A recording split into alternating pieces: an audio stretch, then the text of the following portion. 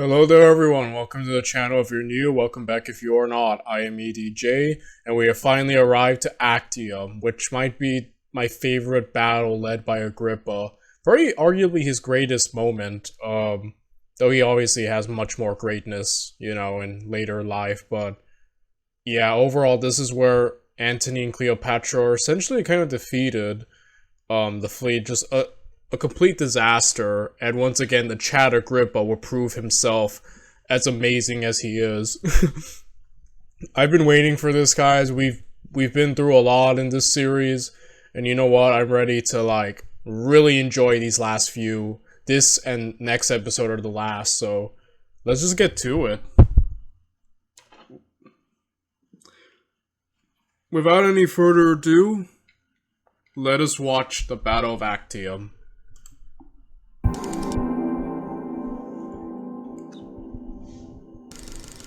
In the late summer of 32 BC, it appeared that Antony and Cleopatra held the advantage over Octavian.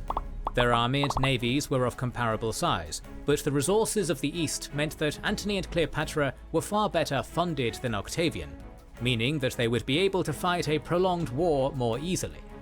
Their positioning in Greece would also make it almost impossible for Octavian to attack their heartlands in Egypt, whilst they were in a prime position to threaten Octavian's main base in Italy. All their pieces were in place. However, they were about to learn a military fundamental. In war, the enemy gets a vote. Octavian had his own moves to make, plans that would lead to one of the most important battles of the ancient world, the Battle of Actium. There was only one thing that could have Though Antony and Cleopatra had many factors in their favour, Octavian had a few advantages of his own, the most important of which was his friend and right-hand man, Agrippa. Having defeated Sextus Pompey around Sicily... Yeah, he has Agrippa, dude, and we all know Agrippa is I think, at this point, probably the greatest commander of the era, even over Antony. And I know that's I don't know if that's a big statement to make, but that's what I think.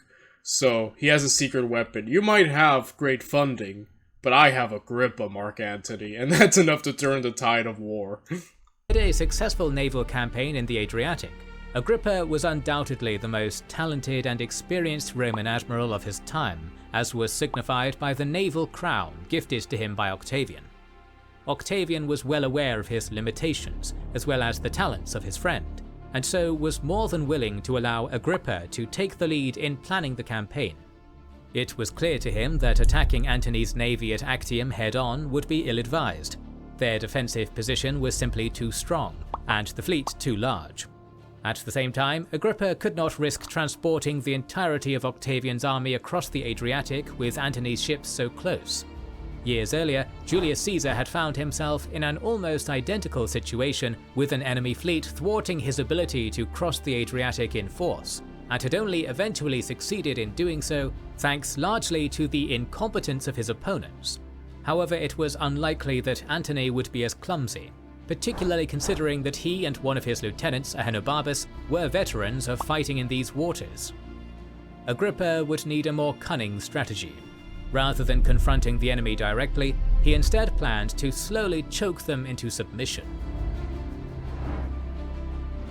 In the early months of 31 BC, Antony and Cleopatra moved their fleet at Actium in the Ambracian Gulf and began to rally their army there from winter quarters when suddenly Agrippa struck at the supply hub of Methone.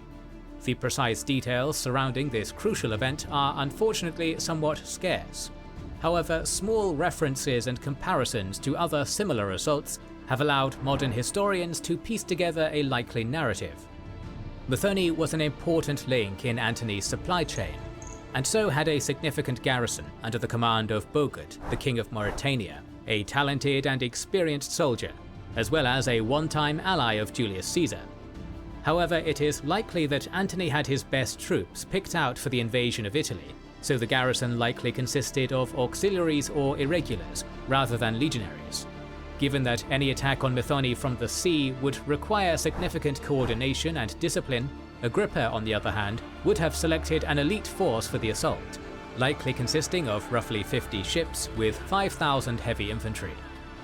Considering how similar attacks were made, It is also likely that Agrippa launched the assault in the early hours of the morning, taking the garrison largely unawares. How effective this surprise attack would have been, and how difficult the fighting was, can only be speculated. Whichever the case, Agrippa's legionaries would very probably have had the advantage in hand-to-hand combat over whichever auxiliary force Antony had garrisoned there.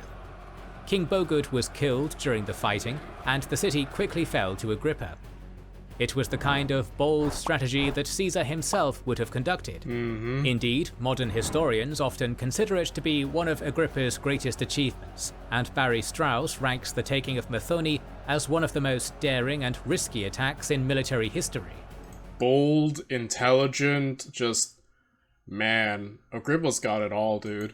The small amount of information that has survived about this crucially important event may well be yet another result of Octavian's propaganda that didn't want to credit his friend with having done too much. Nevertheless, the fact that we know little about the attack today does not change how impactful it was at the time. Through this one attack, Agrippa had stolen the initiative from Antony and put significant pressure on his fragile supply chain. Moreover, using Methone as a base, Agrippa, with roughly half of Octavian's fleet, launched hit-and-run attacks across Antony's supply line, evading major engagements and fracturing Antony's supply chain. Due to the size of Antony's force, the impact of Agrippa's assaults was almost instantaneous. With their supply line back to Egypt cut, Antony was forced to demand large grain levies from the Greek cities, sometimes needing to use force to get them. Furthermore, Agrippa's constant harassment kept Antony's navy occupied, and after a minor naval engagement, Agrippa had successfully taken the island of Corcyra, allowing Octavian to successfully cross the 75,000-strong army and the remainder of his fleet into Greece, sometime in the spring of 31 BC. As well as the army, Octavian, cunning as ever, had brought with him many of the senators and equites who had not gone over to Antony. Octavian was taking no chances of being betrayed in Rome. The fleet was docked near the mouth of the Acheron River, one of the supposed entries into the underworld, while the army encamped around Parga, roughly 35 miles north of Actium. There's a growing interest in socialism among young people in America, but do they know about it? Meanwhile, at Actium, Antony had strengthened the position, with towers controlling the entrance to the Gulf and establishing a fortified encampment on the southern promontory. While this provided an excellent and well-protected harbour for the fleet, the area was not ideal for his army, with their little access to food and water and marshes with mosquitoes nearby. Evidently, Antony had only intended to use Actium as a rallying point for his army before progressing to the next stage of his plan, the invasion of Italy. Agrippa's aggressive actions had, however, forced Antony to put this plan on hold. Even though he had dispatched numerous garrisons along his supply line, Antony's land force was still colossal, perhaps as many as 100,000, and it would still be weeks until the entire army could be gathered at Actium. Though Octavian had a slightly smaller army on paper, he had already managed to move his entire force, and even went so far as to draw up his army to offer battle, which Antony refused. The advantage that Antony had enjoyed just a few months earlier was rapidly slipping away. Yeah, literally Agrippa just reversed the script. All the advantage, all the plans of Antony now just completely, flipped on his head, and that's just amazing. With few options available to him, Antony sent out skirmishing forces for the next 3 weeks, until the entirety of his army had mustered. Finally ready to retaliate, Antony established a second camp on the north promontory of the Ambracian Gulf, then closed in on Octavian's position and formed up his army for battle. It was now Octavian's turn to refuse, and Antony's forces began the process of besieging Octavian's force. Once again, echoes of the prior civil war between Caesar and Pompey can be seen. Just as Pompey had besieged Caesar's force in Dyrrhachium to try and starve them into submission, Antony besieged Octavian, attempting to cut off all his access to fresh food and water. Antony's fleet in the Ambracian Gulf controlled the surrounding waters, meaning that Octavian's supply line was now also tenuous. If Antony could cut Octavian off from resources on land and cut off his supply lines to Italy, he could force a land battle where his military experience over Octavian would really pay off. However, Agrippa once again destroyed Antony's plans. He won 2 naval victories, one at Patrae, where Antony and Cleopatra had wintered, and one at Leucas, just south of Actium. Gaining control of Leucas... Dude, Agrippa is just conquering islands left and right. Every time Antony says, okay, this is what I'm gonna do, Agrippa runs in, it's like, nope. allowed Agrippa's fleet to effectively blockade Antony's fleet inside the Gulf, as well as securing Octavian's supply line. The noose that Agrippa had tied around Antony at Mid-Toni was becoming tighter and tighter, and as it did so, fractures in Antony's camp began to emerge. Senators such as Quintus Nasidius, a one-time follower of Sextus Pompey, defected to Octavian's side. Moreover, as Antony's forces were trying to besiege Octavian, Octavian had agents inside Antony's camp negotiating and bribing, eventually winning over Deiotarus and Rhemeticles, 2 Thracian kings, and their auxiliaries. Yet more desertions followed, and Antony himself was almost assassinated within his camp. Antony abandoned his plans and returned to Actium, but even this would prove to be disastrous, as disease began taking hold in his camp. From posing a very real threat of being able to invade Italy itself, Antony was now faced with a broken supply line, a disease-ridden camp, and a blockaded fleet. Around this time, Domitius Ahenobarbus, by far Antony's most experienced and talented admiral, also deserted him. Sick with a fever, he would die before reaching Octavian's lines. Dang. But his desertion was indicative of the dwindling morale of Antony's force. In an effort to regain control, Antony began enacting harsh punishments and executing those he suspected of disloyalty, but it proved ineffective, with the sources reporting that he was losing men every day to Octavian. Hoping to bolster his numbers, Antony sent the Galatian king, Amyntas, son of an ally of Caesar, north to Macedonia and Thrace to try and hire mercenaries, but he too deserted. Instead, Ouch. Antony tried a different angle, ordering his new admiral, Sosius, to attempt a naval breakout. Sosius launched his attack on a foggy day to avoid detection for as long as possible, attacking the ships under the command of Lucius Tarius Rufus. Sosius' surprise attack was met with initial success, routing Rufus's squadron, but Agrippa was quick to react and amassed enough reinforcements to drive Sosius' assault back.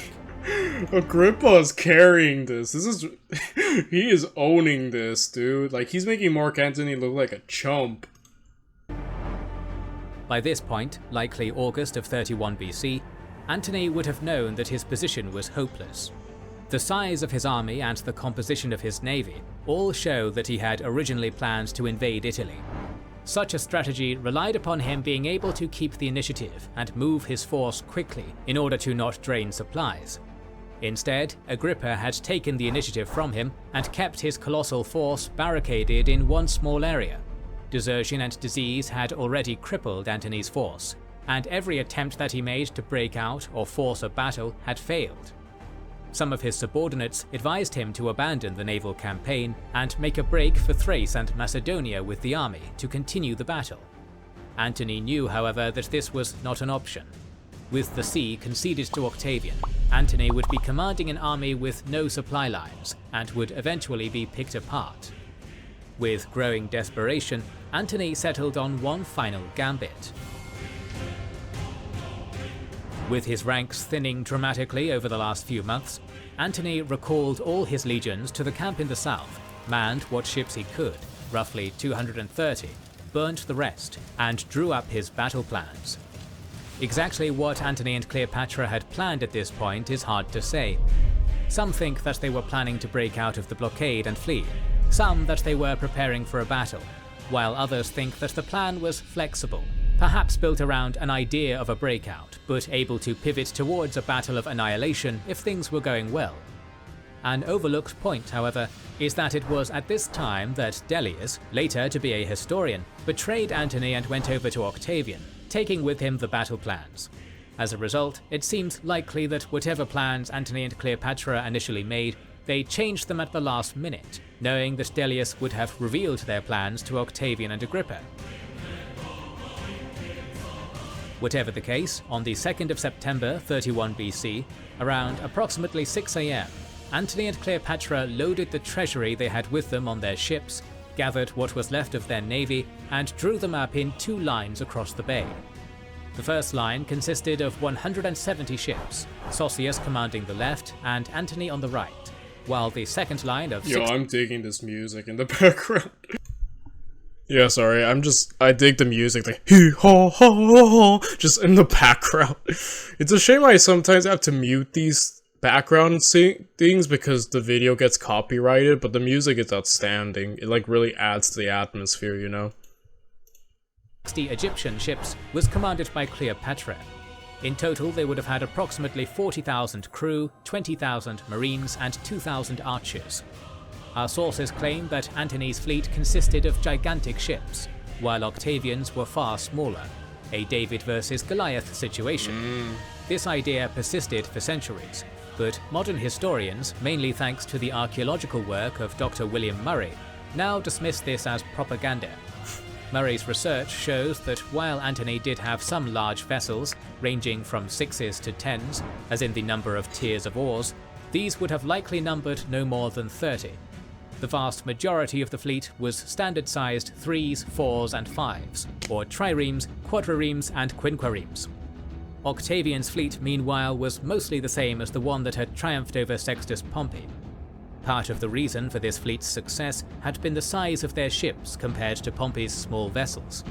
In all likelihood, the majority of Octavian and Agrippa's fleet would have been comparable ships to Antony and Cleopatra's, triremes, quadriremes, and quinquiremes, alongside a small number of small ships called liburnae.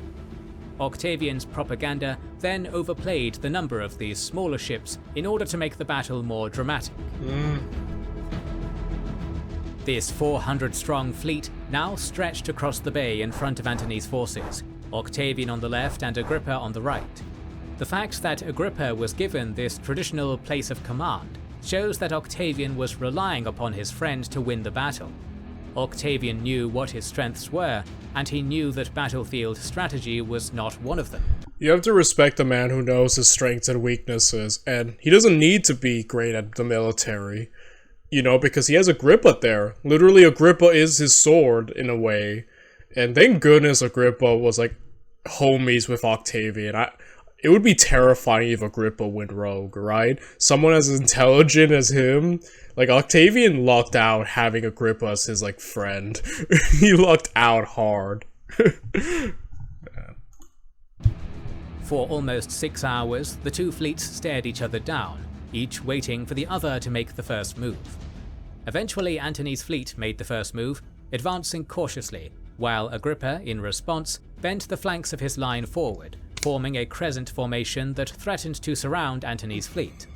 Seeing the danger, Antony ordered Sosius to attack Octavian while he brought ships from the center to extend his northern flank in response to Agrippa.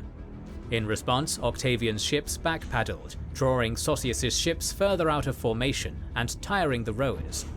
Antony's line was already beginning to lose cohesion, a gap emerging between Sosius's forces and the center having been stretched to support Antony's flank. It was at this point that the battle began in earnest across the line. Those fake ads really drive you mad, huh? The game looks so fun in the ads, but when you download it, it's a... No. Catapults and ballistas fired the first salvos, joined by archers, slingers, and javelinmen as the ships grew closer together, before finally ramming into each other.